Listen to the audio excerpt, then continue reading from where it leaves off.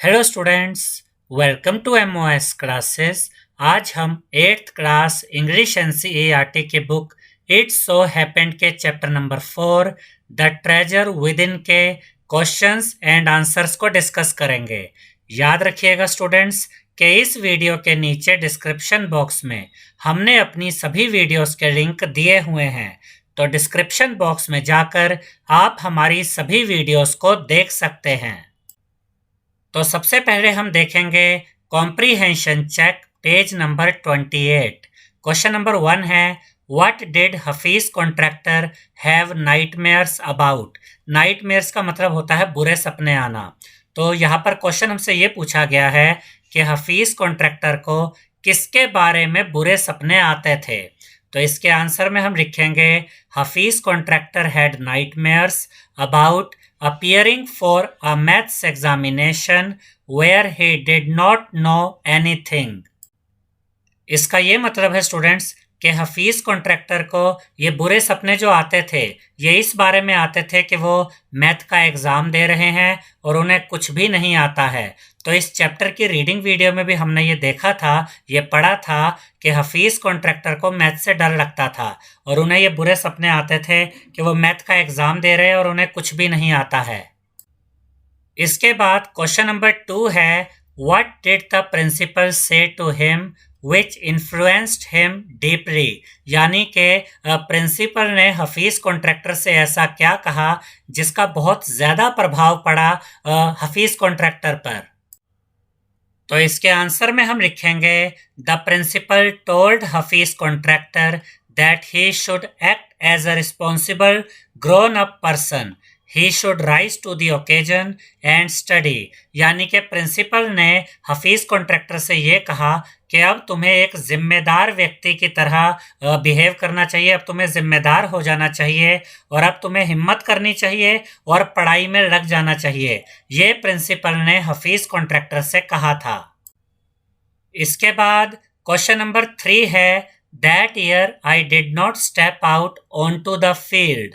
यानी कि उस साल मैं खेल के मैदान में नहीं गया। What was he busy doing that year. यानी कि जो हफीज कॉन्ट्रैक्टर है उस साल वो क्या कर रहे थे, वो किस काम में बिजी थे जिसकी वजह से वो खेल के मैदान में उस साल नहीं गए। तो इसके आंसर में हम लिखेंगे he would go for prayers, would eat and study. यानी कि उस साल हफीज कॉन्ट्रैक्टर प्रेयर करने जाया करते थे, खाने में अपना समय लगाते थे और पढ़ाई में अपना समय लगाते थे। और इस चैप्टर की रीडिंग वीडियो में भी हमने इस बात को पढ़ा था कि उस साल हफीज कॉन्ट्रैक्टर ने अपना मैक्सिमम जो समय था, ज़्यादातर जो समय था वो प्रार्थना में लगाया, खाने में लगाया और पढ़ाई में लगाया। इसके बाद क्वेश्चन नंबर 4 के फर्स्ट पार्ट में हमसे कहा गया है, What distraction did Hafeez contractor create one day. यानी कि एक दिन हफीज कॉन्ट्रैक्टर ने कुछ हटकर ही काम कर दिया मनोरंजन के लिए, एंजॉयमेंट के लिए। तो उन्होंने क्या किया था। तो इसके आंसर में हम लिखेंगे for one whole hour he along with his friends played a game called chor police. यानी कि एक दिन पूरे 1 घंटे तक हफीज कॉन्ट्रैक्टर अपने दोस्तों के साथ चोर पुलिस खेलते रहे। इसके बाद 4th क्वेश्चन के सेकंड पार्ट में हमसे कहा गया है, would you have like to participate in the distraction had you been with him. इसका ये मतलब है स्टूडेंट्स के अगर आप भी उनके साथ होते उस दिन तो क्या आप भी उनके साथ इस गेम में पार्टिसिपेट करते। तो इसमें आंसर अलग अलग हो सकते हैं क्योंकि सबके पॉइंट ऑफ व्यू अलग अलग होते हैं। तो यहाँ पर हमने जो आंसर लिखा है वो है, if I were not studying seriously I would have liked to participate in the game, but if I were studying seriously, I would have avoided such distraction। यानी कि अगर मैं गंभीरता के साथ नहीं पढ़ रहा होता, अगर मैं सीरियसली नहीं पढ़ रहा होता, यानी अगर मैं पढ़ाई के मामले में सीरियस ना होता तो मैं उनके साथ इस गेम में पार्टिसिपेट कर लेता। लेकिन अगर मैं पढ़ाई के लिए सीरियस होता, अगर मैं पढ़ाई के लिए गंभीर होता तो फिर मैं उनके साथ इस गेम में पार्टिसिपेट नहीं करता। अब हम देखेंगे comprehension check page number 32। Question number 1 है, Hafeez Contractor wanted to join the police force, why didn't he. यानी कि Hafeez Contractor police force join करना चाहते थे, लेकिन बाद में उन्होंने पुलिस फोर्स ज्वाइन नहीं की और हमें बताना है क्यों, यानी कि हफीज कॉन्ट्रैक्टर ने पुलिस फोर्स क्यों ज्वाइन नहीं की, ये हमें बताना है। तो इसके आंसर में हम लिखेंगे he did not join the police force because his mother wanted him to do his graduation instead of joining the police force, यानी कि हफीज कॉन्ट्रैक्टर ने पुलिस फोर्स ज्वाइन नहीं की क्योंकि उनकी माँ ये चाहती थी कि Hafeez Contractor police force join ना करे बल्कि अपनी ग्रेजुएशन पूरी करे। इसके बाद क्वेश्चन नंबर 2 है, in the architect's office Hafeez Contractor was advised to drop everything and join architecture, why. इसका ये मतलब है स्टूडेंट्स कि आर्किटेक्ट के ऑफिस में हफीज कॉन्ट्रैक्टर से ये कहा गया, उन्हें ये एडवाइस दी गई कि तुम बाकी सारे काम छोड़ दो और आर्किटेक्चर ज्वाइन कर लो। आर्किटेक्चर मतलब ये जो बिल्डिंग बनाने का जो काम होता है इसको ज्वाइन करो। वाई, और ऐसी एडवाइस उनको क्यों दी गई, इसके बारे में हमें बताना है। याद रखिएगा स्टूडेंट्स कि आर्किटेक्चर वो काम होता है जिसमें बिल्डिंग के डिजाइन बनाए जाते हैं। तो इसके आंसर में हम लिखेंगे one day in the architect's office Hafeez contractor saw somebody drawing a window design, यानी कि एक दिन आर्किटेक्ट के ऑफिस में हफीज कॉन्ट्रैक्टर ने देखा कि वहां पर एक व्यक्ति था और उस व्यक्ति ने विंडो का डिजाइन बनाया, यानी कि खिड़की का डिजाइन बनाया। He told him that his drawing was wrong and the window would not open, और हफीज कॉन्ट्रैक्टर ने उस व्यक्ति के उस डिज़ाइन को देखा जो विंडो का डिज़ाइन उसने बनाया था, और हफीज कॉन्ट्रैक्टर ने उस व्यक्ति से कहा कि ये जो ड्राइंग है जो आपने बनाई है ये गलत है, और अगर आप इसी डिज़ाइन के हिसाब से विंडो बनाएंगे तो विंडो नहीं खुलेगी। He was proved right, और बाद में जब चेक किया गया तो सभी लोग ये मान गए कि हाँ, हफीज कॉन्ट्रैक्टर सही कह रहे थे और वो जो ड्राइंग थी विंडो की वो गलत थी। His cousin's husband was surprised, और वहां पर उनके कजन के हस्बैंड थे जो कि इस बात को देखकर हैरान रह गए थे कि हफीज कॉन्ट्रैक्टर को डिजाइन्स के बारे में कितनी अच्छी जानकारी है। He asked Hafeez to draw a few specific things, और फिर उन्होंने हफीज यानी कि हफीज कॉन्ट्रैक्टर को कुछ चीज़ें बनाने के लिए, कुछ चीज़ें ड्रॉ करने के लिए दी। ही ड्रू देम इमीडिएटली, और हफीज कॉन्ट्रैक्टर ने वो सभी ड्राइंग्स फटाफट से बना ली। Then he asked Hafeez to design a house and he did that, और फिर उन्होंने हफीज कॉन्ट्रैक्टर से कहा कि घर का एक डिज़ाइन बनाओ, और उन्होंने घर का डिज़ाइन बनाकर भी फटाफट से दिखा दिया। After that he told Hafeez to leave everything and join architecture, और तब उनके कजन सिस्टर के हस्बैंड ने उनसे कहा, हफीज कॉन्ट्रैक्टर से कहा कि तुम बाकी सारे काम छोड़ दो और तुम आर्किटेक्चर को ज्वाइन कर लो, यानी कि बिल्डिंग के डिज़ाइन बनाने का जो काम होता है इसे ज्वाइन कर लो। इसके बाद क्वेश्चन नंबर 3 का फर्स्ट पार्ट है, व्हाट वॉज मिसेस गुप्ता's एडवाइस टू हफीज कॉन्ट्रैक्टर, यानी कि मिसेस गुप्ता ने हफीज कॉन्ट्रैक्टर को क्या एडवाइस दी थी। इस चैप्टर की रीडिंग वीडियो में हमने पढ़ा था स्टूडेंट्स कि मिसेस गुप्ता हफीज कॉन्ट्रैक्टर की टीचर थी, और उन्होंने हफीज कॉन्ट्रैक्टर की जब ड्राइंग्स देखी थी तो वह बहुत इम्प्रेस हो गई थी।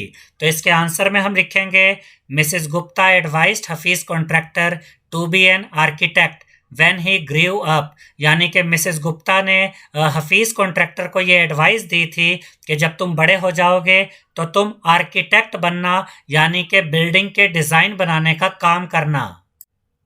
और थर्ड क्वेश्चन के सेकंड पार्ट में हमें कहा गया है, what made her advise him so, यानी कि मिसेस गुप्ता ने हफीज कॉन्ट्रैक्टर को ये सलाह, ये एडवाइस क्यों दी थी।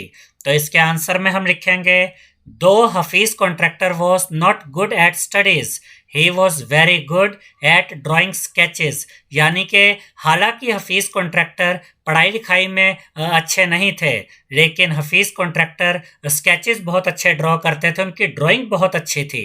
Mrs Gupta thought they were wonderful, और जब मिसेस गुप्ता ने हफीज कॉन्ट्रैक्टर के द्वारा बनाई गई ड्राइंग्स को, स्केचेस को देखा तो उन्हें लगा कि ये ड्राइंग्स, ये स्केचेस बहुत बढ़िया हैं। This made her advise him so, और यही वो वजह है, यही वो कारण है जिसकी वजह से मिसेस गुप्ता ने हफीज कॉन्ट्रैक्टर को ये एडवाइस दी कि तुम बड़े होकर आर्किटेक्ट बनना।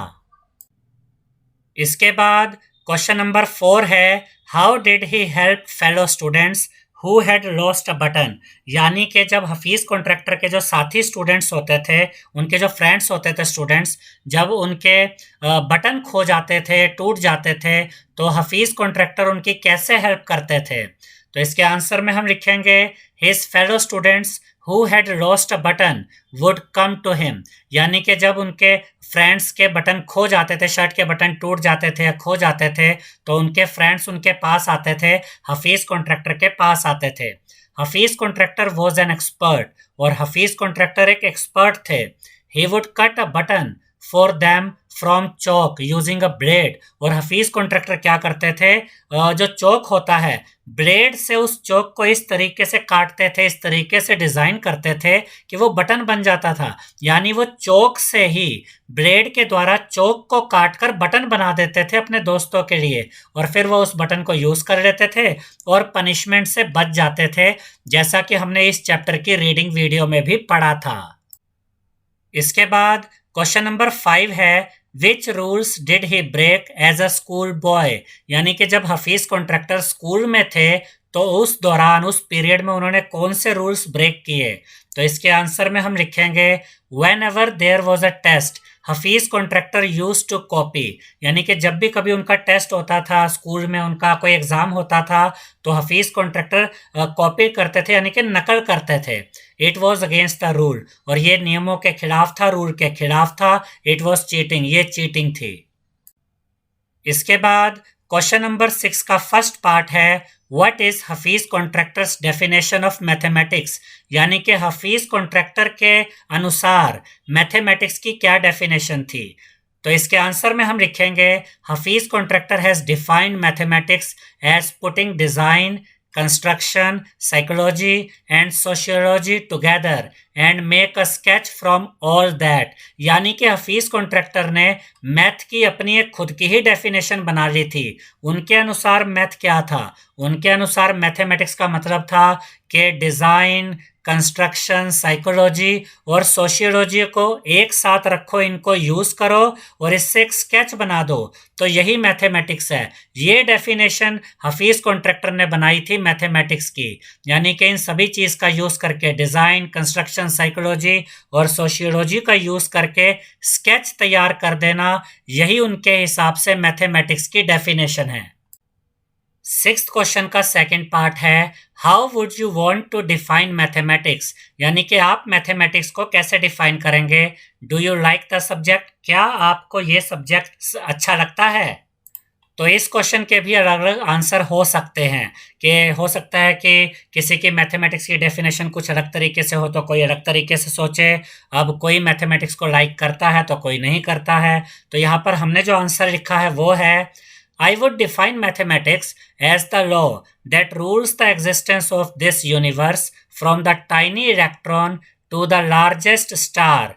I like this subject. यानी कि मेरे हिसाब से मैथमेटिक्स का मतलब है वो लॉज, वो नियम जो इस यूनिवर्स में काम करते हैं, यानी वो रूल्स जिनके हिसाब से यूनिवर्स चलता है, वही मैथमेटिक्स है। फिर चाहे आप छोटे से छोटे इलेक्ट्रॉन की बात करें या बड़े से बड़े स्टार की बात करें, और मैं इस सब्जेक्ट को पसंद करता हूँ। तो ये हमारा आंसर है।